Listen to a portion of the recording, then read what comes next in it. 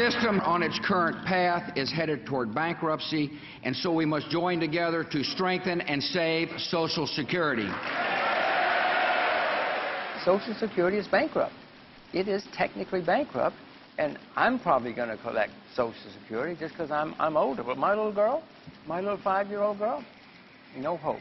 No hope. She may collect, but it's going to be in worthless money. Paying into a system I'm never going to see any return from. I mean, the way it's structured, it's almost like a pyramid scheme. And it's falling down because there's going to be way too many old people and not enough young people working. Social Security, think of it in these terms, is a little like a lottery. A lottery works this way. A bunch of people pay in, only some people get paid out. So it produces winners and losers.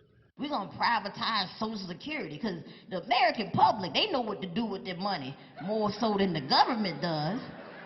Like, obviously, you know nothing about the American public.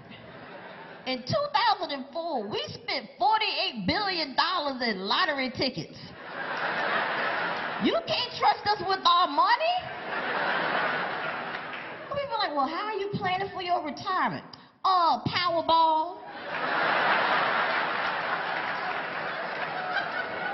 Sometimes I diversify and do scratch-offs, but it's mainly Powerball.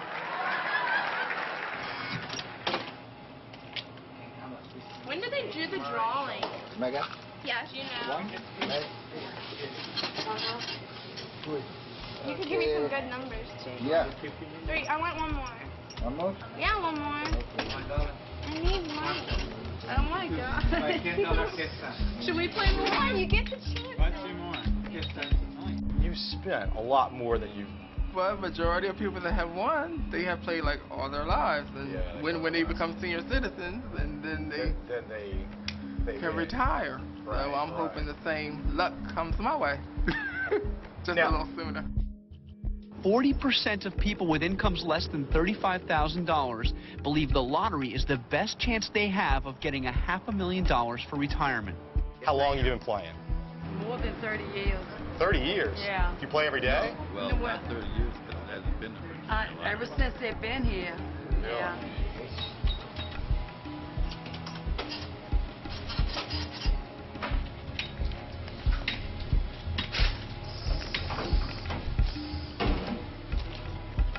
The government doesn't care which numbers come up because they've got it set up that no matter how much money comes in, they take their percentage, they take the guy who sells you the ticket, takes his percentage, everybody gets their money, and that little chunk that's left gets paid out.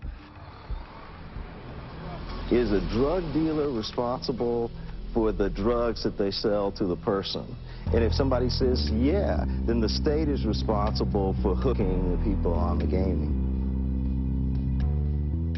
Look, the banks know they make tremendous amount of profits off putting poor people into high-interest loans, okay?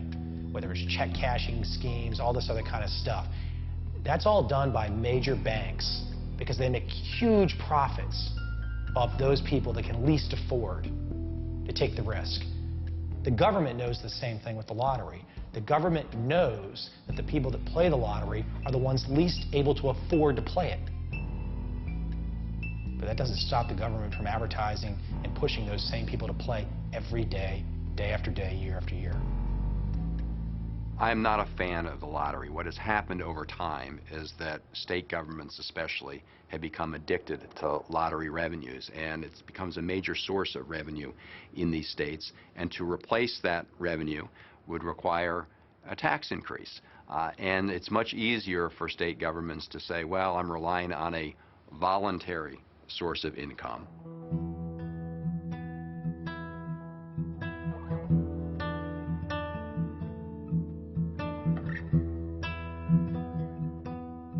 Studies demonstrate that people play the lottery because they look at it as an investment.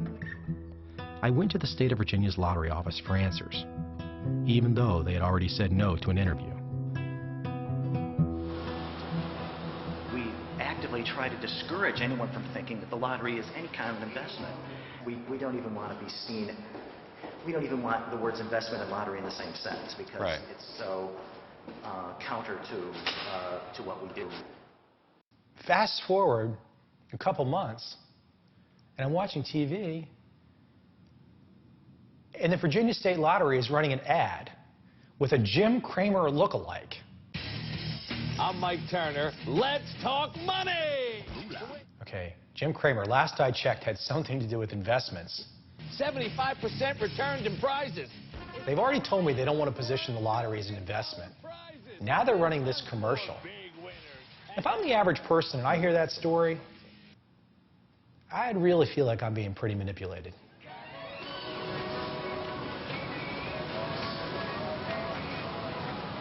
Do you play the lottery? Do you play?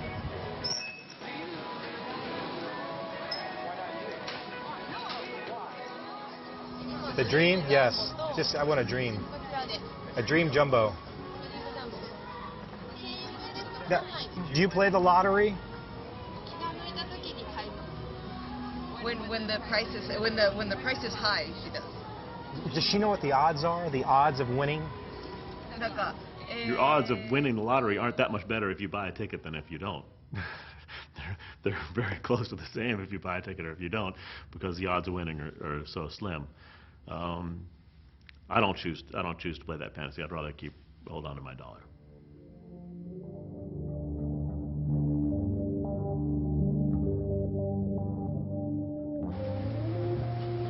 I just want to see it when she gets it over.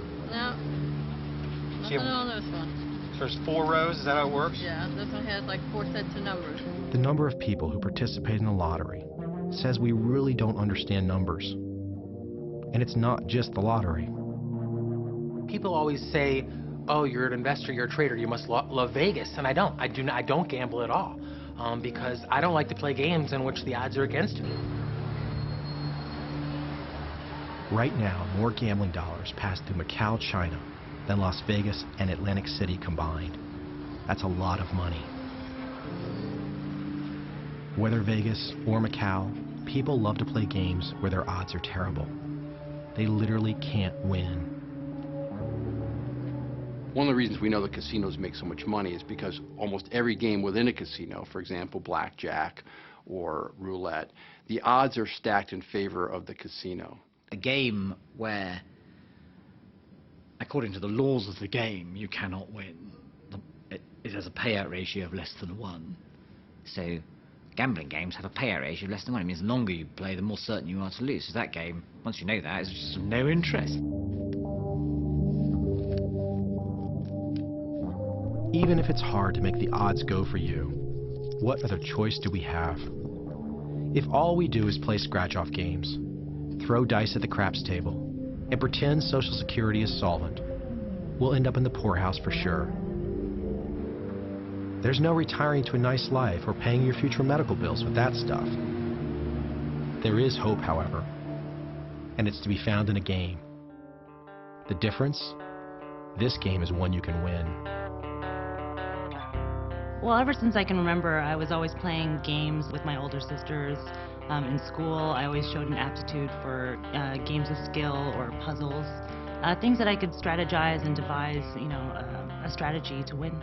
A lot of the guys, when they talk about how they first got into trading, refer to gambling as kids, hanging out at the racetrack with their old man, or getting in on the local poker game.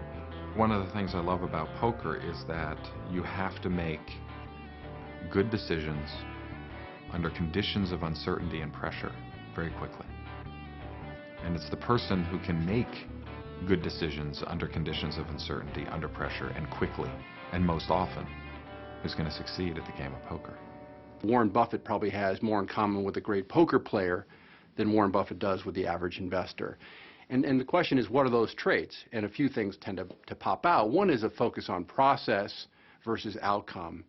In the world, of course, outcomes are what we all, is the bottom line, it's what we all focus on. But it turns out in all these probabilistic fields, the best people think about how they make their decisions with an understanding that over time, those outcomes will take care of themselves. At these tables, we go all in. We're fully leveraged. Reading risk and reward here isn't much different than reading it on a spreadsheet.